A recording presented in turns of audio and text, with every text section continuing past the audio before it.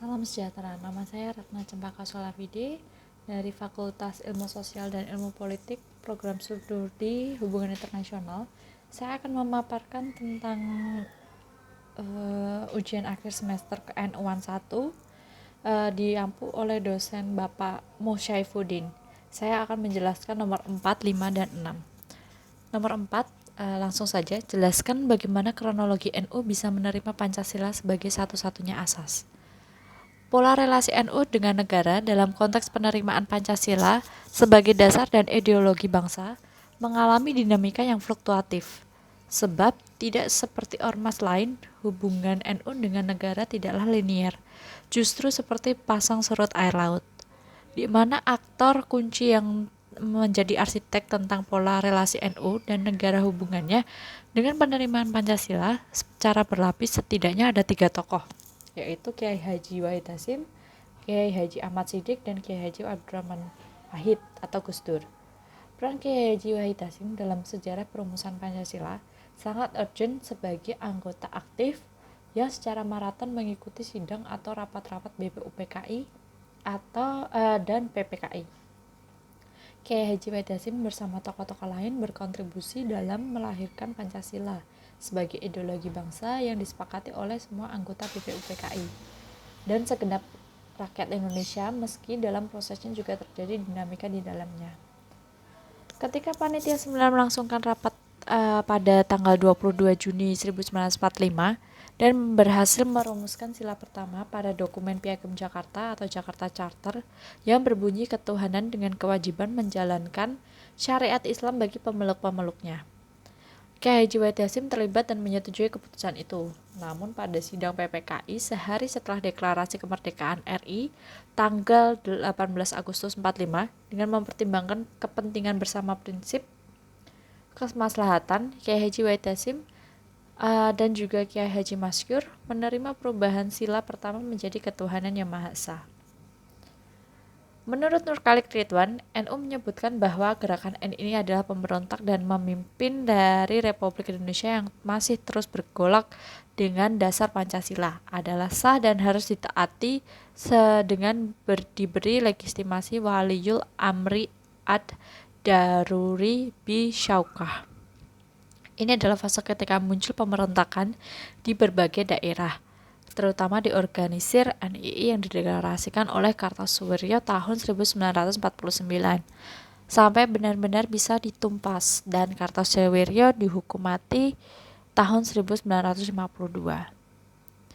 Kemudian pada fase di mana NU menerima konsepsi Dekret Presiden 5 Juli 1959 untuk kembali ke Pancasila dan UUD 45 dalam demokrasi terpimpin, dengan catatan Piagam Jakarta harus menjiwai UUD RI lewat keputusan Partai NU pada tahun 1959. Ini adalah fase di mana imajinasi tentang Piagam Jakarta kembali dimunculkan oleh NU.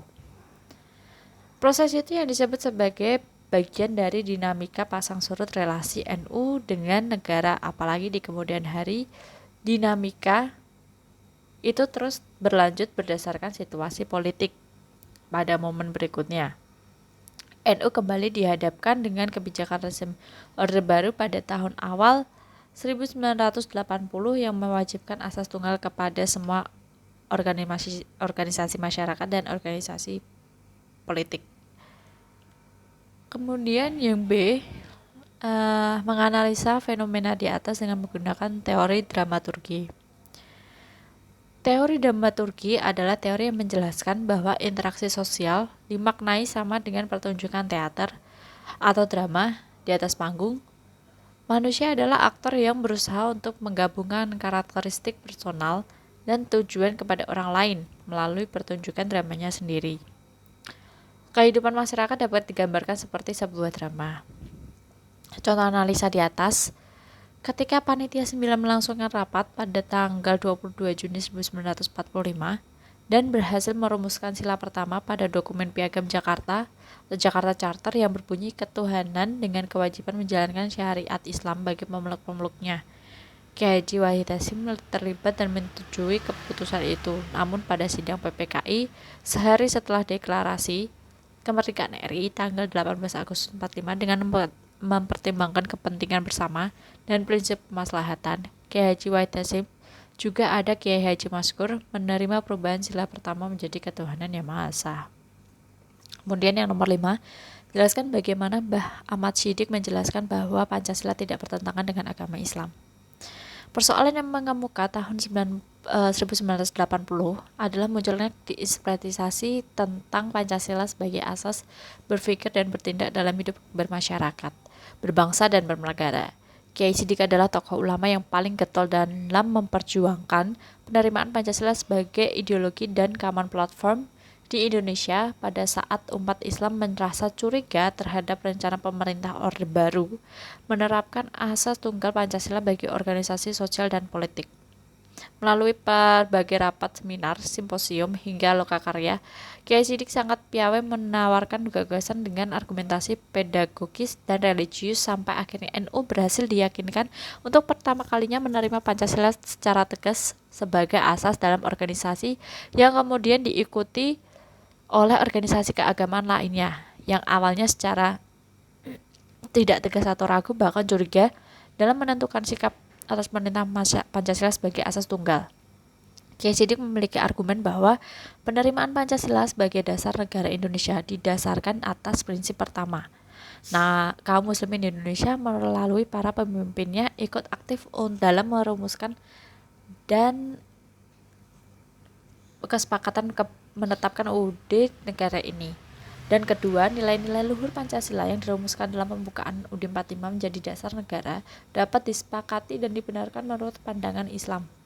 Oleh karena itu, kaum muslimin Indonesia secara bersama-sama dengan seluruh bangsa Indonesia memikul tanggung jawab untuk memenuhi dan melaksanakan kesepakatannya bersama.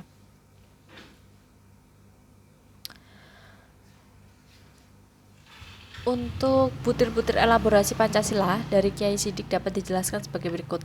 Sila pertama, ketuhanan yang Maha Esa. Kiai Siddiq memberikan perspektif dalam Islam bahwa sila pertama adalah pemandu atau semen dan pemaku atau fondamen bagi sila-sila yang lain. Oleh karena itu, sila pertama ini menjadi landasan bagi sila-sila berikutnya. Kiai Siddiq lagi-lagi memberikan perumpamaan ibarat makanan sila pertama bagaikan ragi yang mempengaruhi bahkan menentukan warna, rasa, dan bahkan wujud makanan itu. Karena di dalam sila ketuhanan yang Maha Esa itu mengandung kepercayaan yang benar dan teguh tak tergoyahkan tentang Tuhan yang Maha Esa. Al-iman, kesetiaan yang sungguh-sungguh dan ikhlas menyesuaikan sikap dan tingkah laku perbuatan dengan kehendak ajaran Tuhan yang Maha Esa atau al-taqwa, dan kesadaran yang penuh dan mendalam bahwa segala sikap yang tingkah laku perbuatan itu selalu berada di bawah kekuasaan dan pengawasan Tuhan Yang Maha Esa atau Al-Ihsan.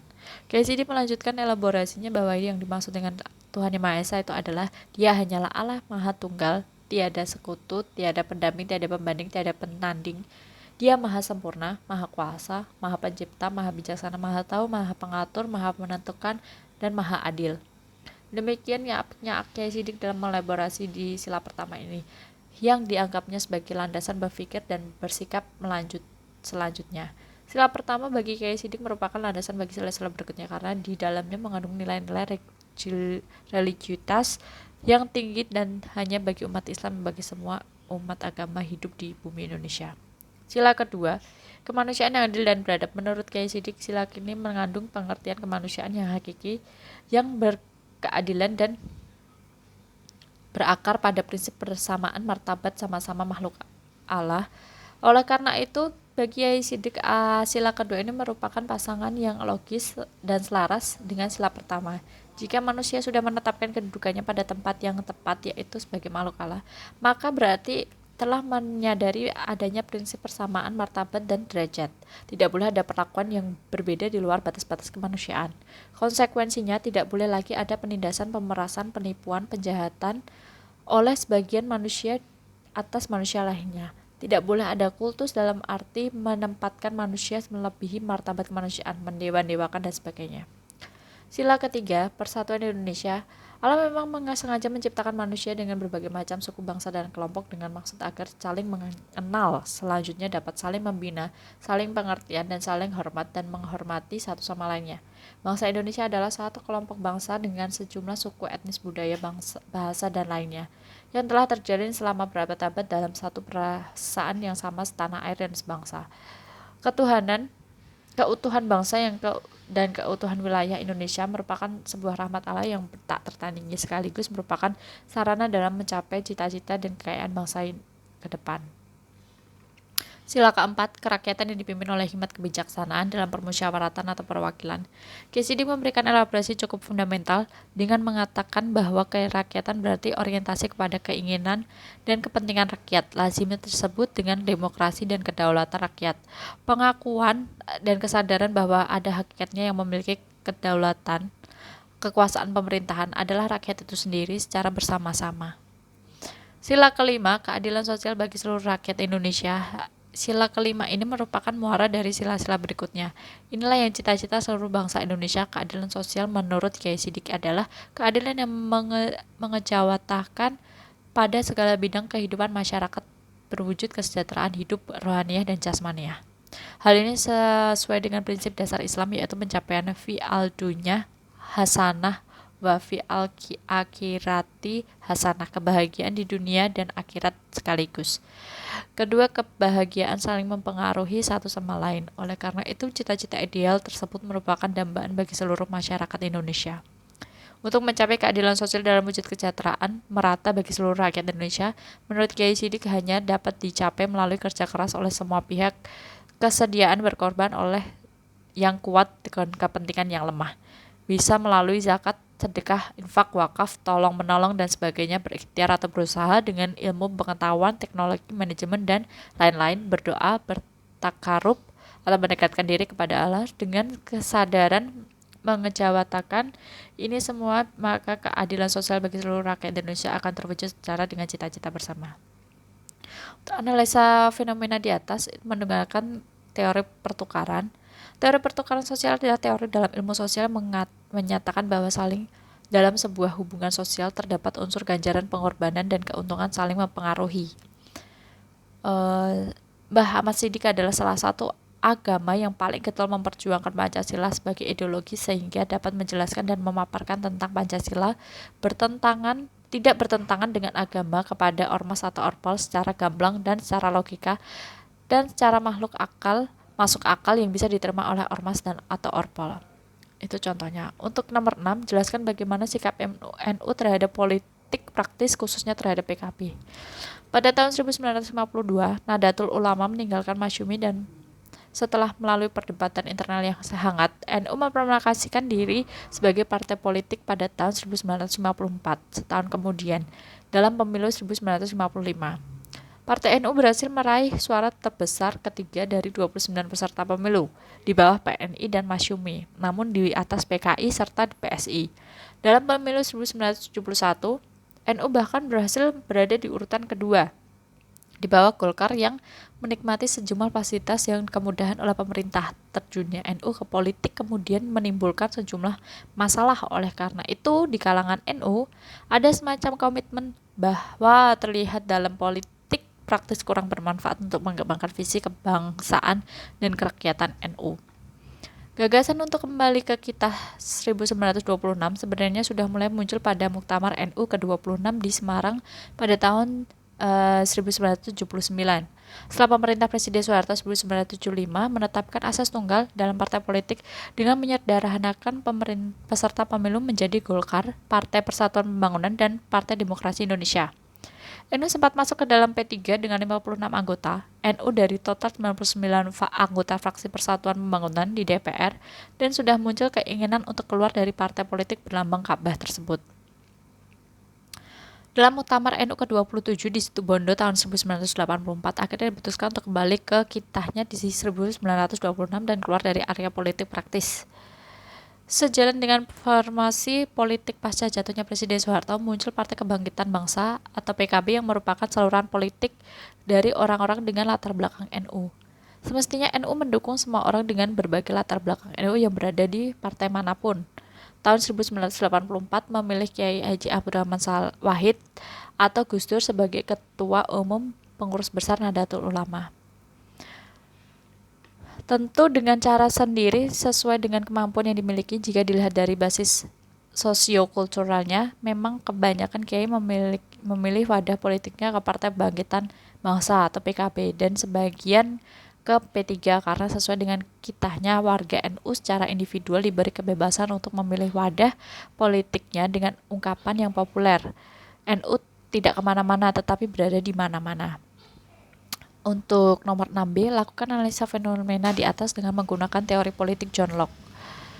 Pijakan pemikiran John Locke yang terdapat dalam Omnibus Opus melalui karyanya Second Treatise of Government adalah pada cara pandang terhadap natural law yang mendudukan fungsi Tuhan sebagai pusat pemerintah atau God's order.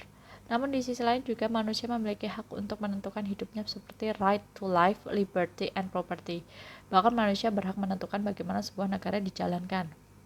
Hal tersebut menurut Locke dikarenakan bahwa manusia bersifat bebas dan setara atau free and equal. Di dalamnya sebuah pemerintah karena telah mentransfer hak mereka melalui kontrak sosial dan pembentukan sebuah negara. Untuk itulah pemisahan kekuasaan yang dikembangkan adalah berdasarkan kriteria dari pandangannya yang meliputi hubungan antar individu di dalam dan di luar sebuah negara. Contohnya, anggota NU membuat parpol sendiri yang dinamakan PKB walaupun NU menentang keputusan tersebut. Tetapi NU tetap mengayomi dan mendukung anggotanya dalam politik praktis karena sifat dari manusia itu sendiri. Demikian yang saya paparkan dari ujian akhir semester ini untuk N1. Sekian dan terima kasih.